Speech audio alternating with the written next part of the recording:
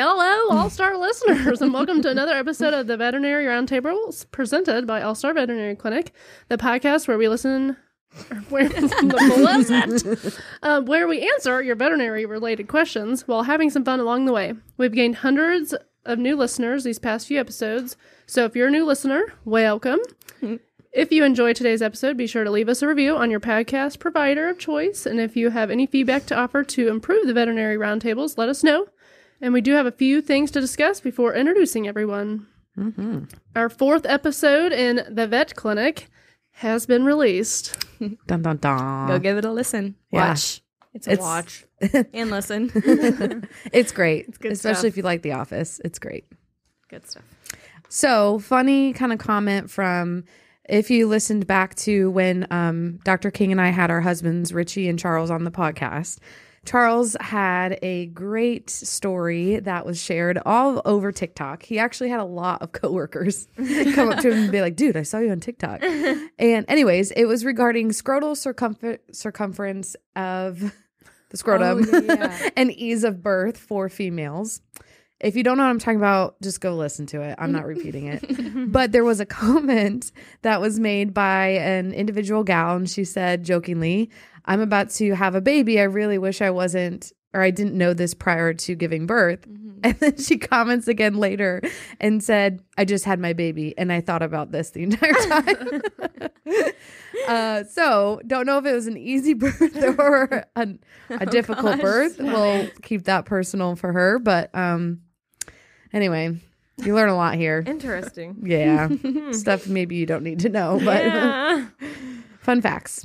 Okay, so we also want to congratulate at Auntie Tiggy for winning our 100,000 follower giveaway. Mention her below. I don't think you're supposed to read that I will part. mention her below. After winning the gift card, she told us she's going to grab a few donations to fulfill from her shelter, which is very sweet. We also wanted to read a few heartwarming messages from our listeners. The first one is a review. Love, love, love this podcast and all the palpable family energy radiating from this veterinary staff. As an assistant in the field for 6+ years, it is hard to find a hospital where everyone works so well together, knows when to be serious and when to have a good time. The perfect balance makes a great working environment, which in turn makes an even better environment for your patients.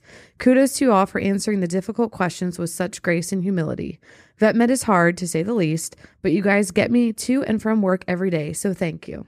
At Morgan Gray 6. That's so nice. It's so sweet. And it's, I mean, we're real on here. I teared We up all when I like read that each for the first other. time. It was Wow. so sweet. I know. It's like those little things where keeps you going. You It's just need to amazing. hear the good stuff because you hear a lot of bad stuff. Seriously. Yeah. Our next message is a follow-up from a question we received last October. In her message, she also mentioned how the podcast was helping her see what a future career in veterinary medicine would look like. Here's her message. I just want to give you an update. I got a job as a vet tech. I'm learning so much. One of the reasons I had the courage to apply to an animal hospital was because of a podcast. So I thank you all so much, Abbey Root. Wow. That's awesome. It's amazing.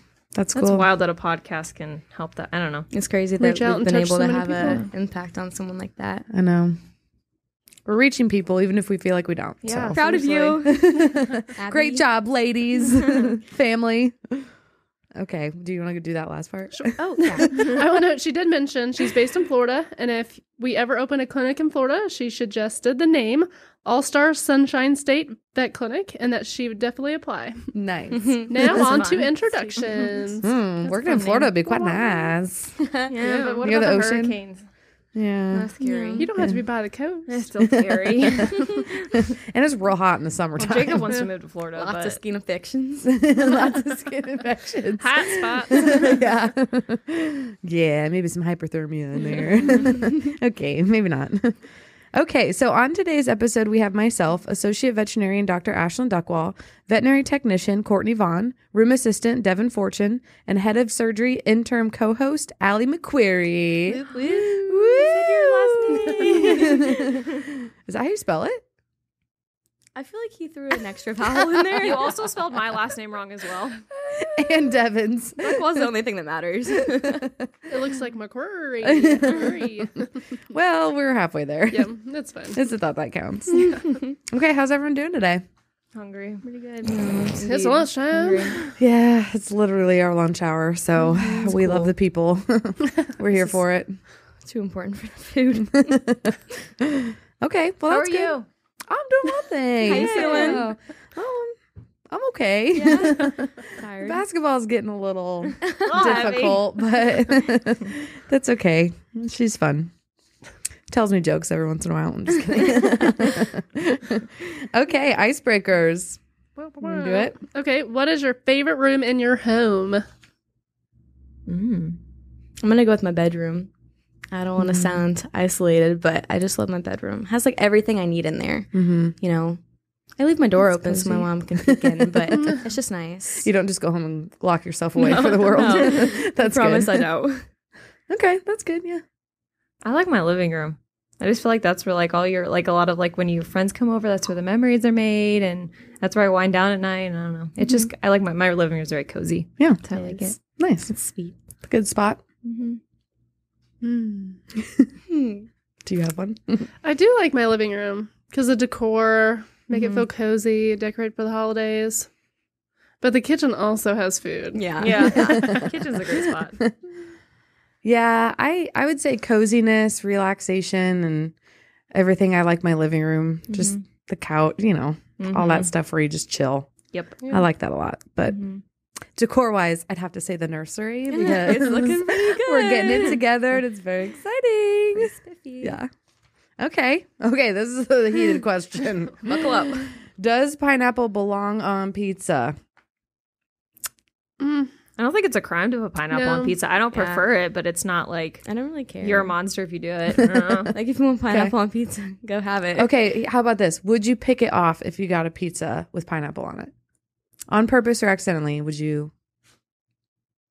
Well, if you got it on purpose, I would just you would avoid eat it, getting so. it in general.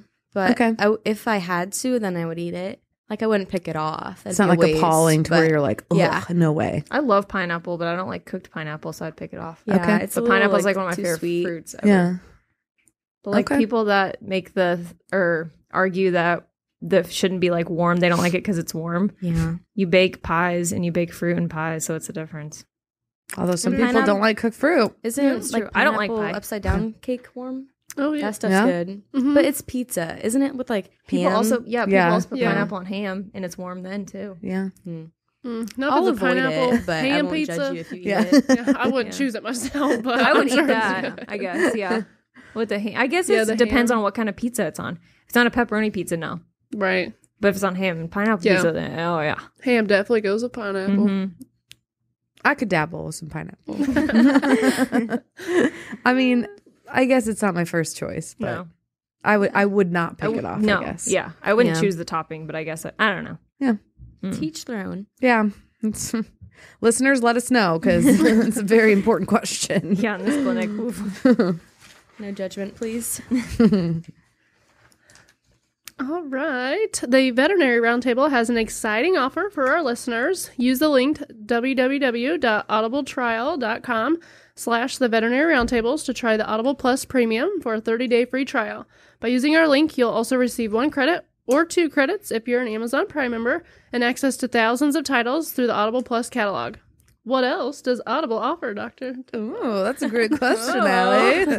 Podcasts, guided wellness programs, theatrical performances, comedies, originals, and more. One of my favorite books, A Walk to Remember by Nicholas Sparks, is available on Audible and is your classic romance novel, which I'm a sucker for. That's www.audibletrial.com/vet roundtable for a 30-day free trial for Audible Plus Premium and more. I will say, That sounds like a Harrison commercial. asked me about my favorite book, and I just said Nicholas Sparks because I just love a good love Is that your story. actual favorite book? No, I wouldn't say. I mean, it's a great book. Way better than the movie for sure. Yeah. Just like The Notebook is a better book. But I just like good love, Yeah. solid love. You know what's going to happen in the end, but it doesn't matter. It's like the Hallmark journey. movies. It's a journey. Finding love, accepting it. Mm-hmm. Yep. Okay. Well, that's all I got. I don't have a favorite book. Okay, case collections. One of our favorite parts for listeners. So we're going to share an interesting case, what we learned, what happened, all that good stuff. So you want to start us off, Devin? I can. Okay. Okay, mine's just short and simple. We had a cat come in last week, and the presenting complaint was that his tail caught on fire, and that every time she approached him, he would run away. So we didn't really know what we were walking into, and how severe the burns were. But I walked in, and the cat was upbeat, sniffing, came right up to me. And then I did notice some like charring on the tail, the fur. So I just took a little comb, brushed it out, and then Dr. Duckwall came in and did her exam. And we couldn't even really like get to the skin because his fur was so thick. And he seemed completely comfortable as she was touching his tail.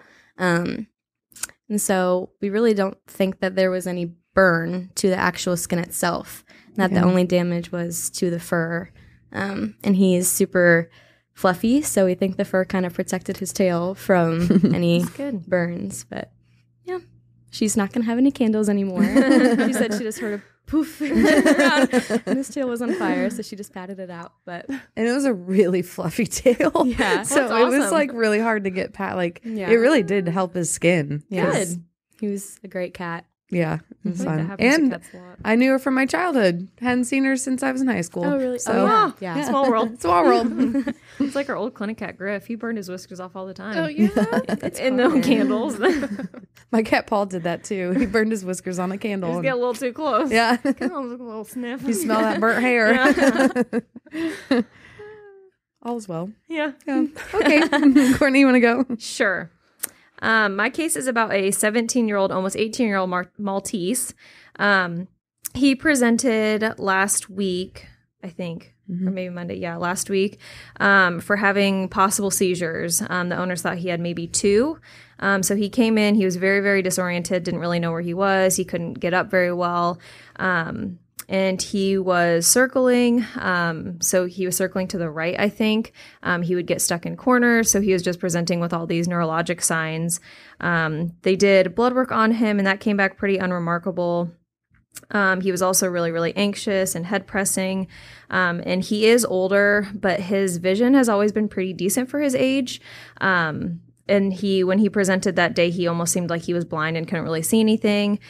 So Dr. Pulse treated him with diazepam, which is a anti-seizure medication, Serenia, which is anti-nausea to help him feel better as well because the circling can make them nauseous, and then gabapentin to keep him comfortable at home as well.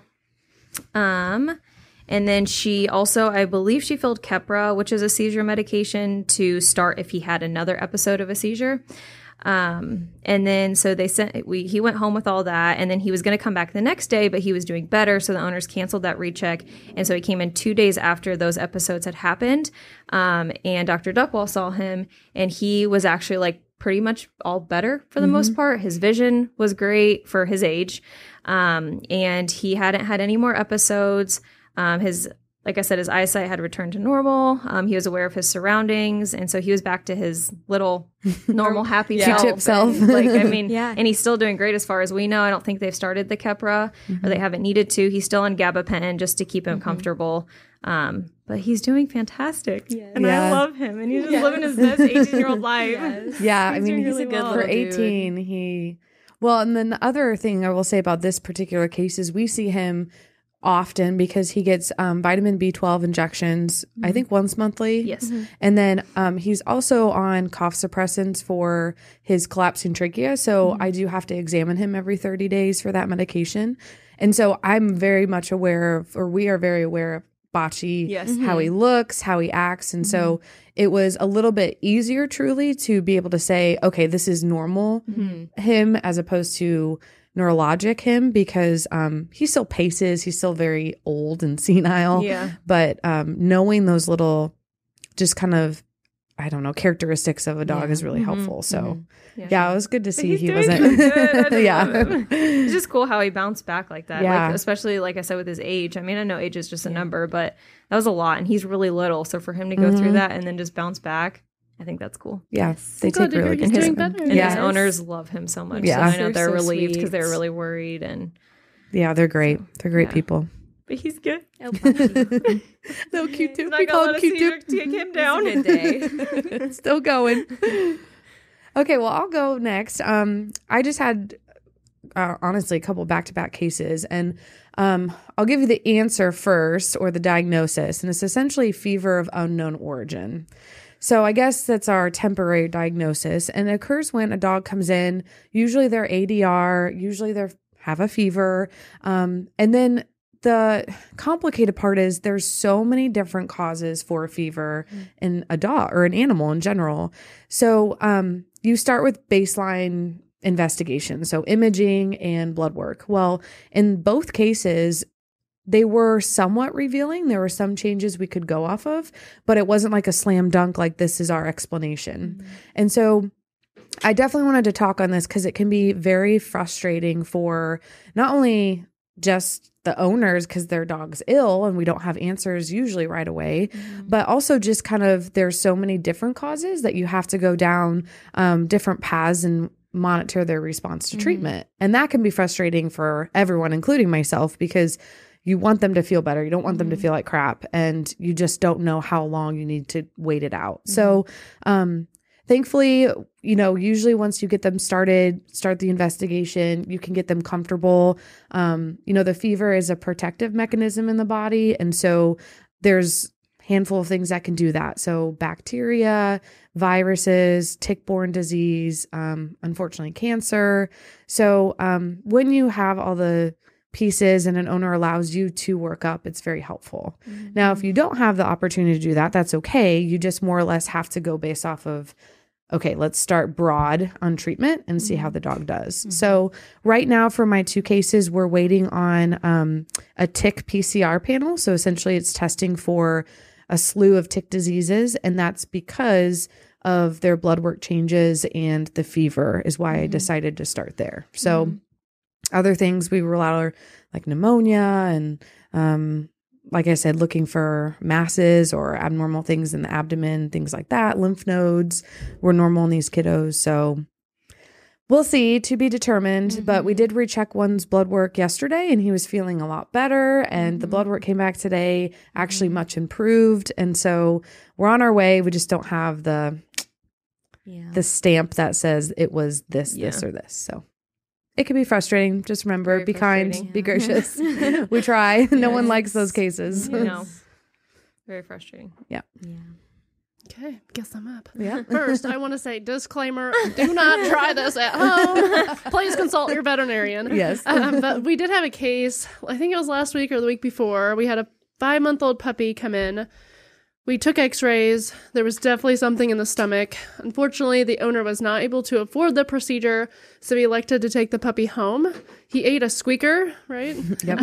So it did take him a few days. We weren't very hopeful that he would vomit the squeaker up by himself because he had vomited multiple times before with no production of that squeaker. But he did last week vomit the squeaker. So good for him. Yes. He's in the clear, but like I said, please consult your veterinarian. Do not try this at home because not all cases are the same. Yeah. And he's one lucky puppy. We don't see that very often. Yeah. Usually we worry about, and we had discussed it, the squeaker trying to move through and then it getting stuck. And then that can cause the intestines to die off. And then it's much more severe. There are though stomach foreign bodies that live there for a long time. Yeah. So you just never know. We've done one on a dog who had it like for a month. Like there was something in the stomach for a whole month. Yeah, it's crazy. And we eventually did the surgery because it didn't present signs until a month after it had eaten it. And yep. When in doubt, take it out. Yeah. Moral of the story. Yes. Especially if you know it's there. But you do what you can. So yes. Okay. Yeah. Shall we move on? Yeah. Listener question number 1. Question for the podcast. My cat Penny keeps pooping on my bed. I have 2 cats in the house. I have 2 litter boxes with 2 different types of litter. She continues to still poop on my bed. What should I do? Abbey Root. I would start by thoughts. saying make sure the litter boxes are uncovered. I know sometimes when they are covered, cats tend to think that they're closed off or be less inclined to actually use the box itself. Yeah. My question would be, where's your litter boxes? Maybe, Yeah. And 2 different litters. Maybe the litter's not something Penny likes. Yeah. Yep. Yeah. make sure the litter boxes are spread out throughout the house, not in the same location. Yeah. I would be curious too how old the cat is. Did she say? Reason being is usually when we see pooping outside the litter box, it's really going to be behavior until proven otherwise. So you worry about the component of what part of behavior. Is it because she's anxious? Like what Devin had said, they can have some sort of scary experience in a litter box. Sometimes, most of the time when it's closed off, and then they never want to go back there. Anxiety related. But then the reason why I mentioned her age is the other thing we'll see is like pain or arthritis. If usually we're going to see that though, like right outside the litter box, like they don't want to step up into it or they can't posture long enough. So the fact is that it's on a bed. I'm like, okay, thinking, well, the bed, she probably has to jump up there. So maybe not pain so much, but usually there's some sort of behavior component. I mean, definitely they have great senses of smell. So I'm sure you clean it, but I mean, maybe even trying a whole new bed set, things like that. Or maybe you don't have a scented litter.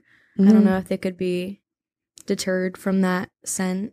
Yep. I know Indoor Cat Initiative. I think it's ran by Ohio State. Yep. They have different enrichments and things that, troubleshooting that they could try too. Yeah. And also the Decoding My Cat. It's a book written by the American College of Veterinary Behaviorists. That actually is a great read for, it kind of breaks it down by chapter of everything, introducing a new cat, medical concerns. So I would also encourage her to look at that too, because if everything health-wise checks out, then you're looking at behavior for that type of situation. She could add cat attract litter to the litter as well. It's supposed to have like a pheromone to attract cats to the litter box. I mean, change the litter box, like make it shorter. There's so many things to trial and error, but you want to be careful not to do too much at once because then you're not going to know. Cat out even exactly. More. Maybe the other cat's bullying that cat. Yeah, maybe. I don't know. Or closing off the bedroom. Just don't allow her to do it and see if she uses a litter box. Or if she goes somewhere else in the house. Yeah. It's tough. Cats. Tricky things in nature. Cats going potty in the wrong places really is a nightmare. What they want. Yep. Those are good resources, though. I think that she should definitely look into that. Yeah. I think we just need a little more information, too, on specifics for the cat. So, Okay. Question number 2. Hi, topic for your podcast. I work at a veterinary clinic, and my mom's dog was recently urinating cola-like dark-colored urine. We sent off labs, and everything was completely normal. When consulting the lab, they suggested that it was very likely to be idiopathic renal hematuria. Wondering if you guys knew anything, or if you have ever seen anything like this. Thank you. From Ruby. That's a great question. I actually did have a case that we suspected idiopathic renal hematuria. So I can talk through that case a little bit. But the first thing I wanted to kind of stress or remind people is there's actually like 3 different ways urine can be discolored. Do you guys remember that or know like what causes urine to be discolored, I guess? Anything ring a bell? Yeah, like trauma or certain things like that, or more microscopically. So I guess what I'm trying to get at is like you have your hematuria, so actual blood in the urine. You have hemoglobinuria, so you have hemoglobin in the urine, and then myoglobinuria, which is basically like muscle. I don't want to say muscle cells, but kind of like that, that's getting lost in the urine.